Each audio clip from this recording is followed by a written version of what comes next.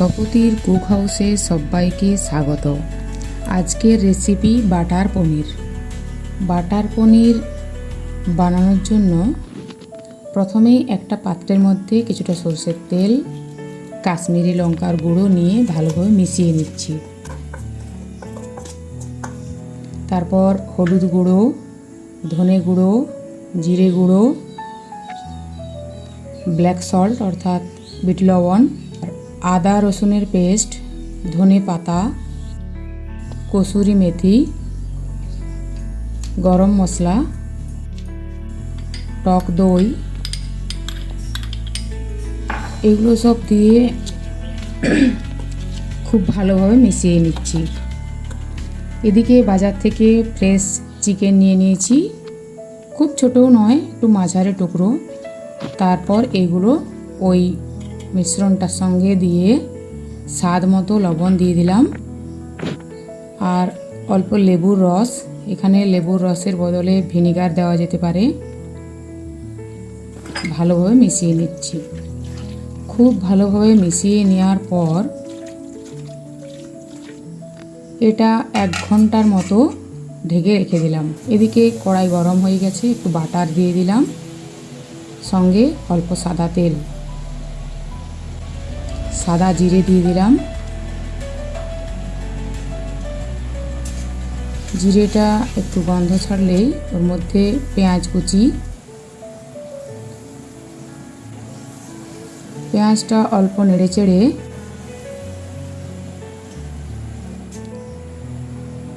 কয়েকটা গোটা রসুন, কাঁচা লঙ্কা, আদা কুচি দিয়ে একটু ভেজে ভেজে নিয়ে তারপর টমেটোটা দিয়ে দিলাম। টমেটোটা যাতে খুব তাড়াতাড়ি নরম হয়ে যায় ওই জন্য লবণ দিয়ে দিলাম।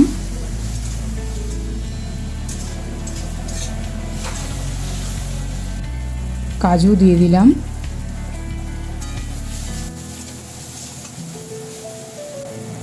এরপর এটা অল্প ঢেকে নিয়ে টমেটোটাকে নরম করে নিলাম, সঙ্গে কয়েকটা ধনে পাতার ডাঁটি দিয়ে দিলাম। এরপর এটা নামিয়ে নিচ্ছি। এটা কিন্তু ঠান্ডা করে পেস্ট করে নেব। আবার ওই কড়াইয়ের মধ্যেই বাটার দিলাম, সাদা তেল। 1 ঘন্টা পর যেটা মেখে রেখেছিলাম আবার ভালোভাবে মেখে নিয়ে চিকেনের টুকরোগুলোকে গ্যাসটাকে লো ফ্লেমে রেখে ভেজে নিচ্ছি। এইভাবে চিকেনগুলোকে ভেজে নিয়ে যাতে কিছুটা বাটার বা তেলটা শুষে নেয় একটা পেপারের মধ্যে দিয়েছিলাম।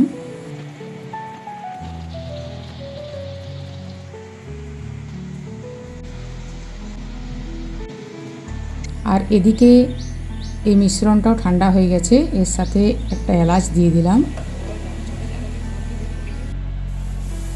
আবার কড়াইয়ের মধ্যে বাটার, সাদা তেল, অল্প একটু রসুন কুচি, অল্প আদা কুচি, অল্প পেঁয়াজ কুচি দিয়ে একটু গোল্ডেন কালার হলে ওই যে পেস্টটা বানালাম ওই পেস্টটা দিয়ে দিলাম। একটু ওই পাত্রটা ধোয়া জলটা দিয়ে দিলাম। মশলার থেকে যতক্ষণ না কাঁচা গন্ধটা বেরোয় তারপরেই এখানে গরম জল ব্যবহার করেছি, গরম জল দিয়ে দিলাম। ফুটে উঠলেই ভাজা চিকেনগুলো দিয়ে দিচ্ছি।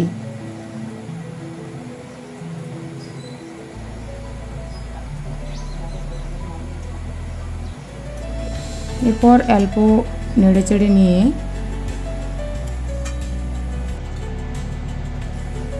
ঢাকা দিয়ে দিলাম 15 মিনিট মতো। গ্যাসটা অবশ্যই লো ফ্লেমে রাখতে হবে। এরপর 15 মিনিট পর ঢাকনা খুলে দেখছি।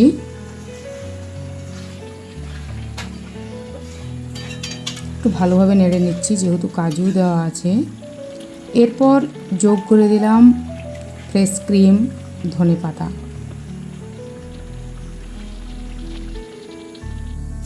এরপর পুরোপুরি তৈরি হয়ে গেছে বাটার চিকেন। দেখুন কত সুন্দর কালারটা হয়েছে।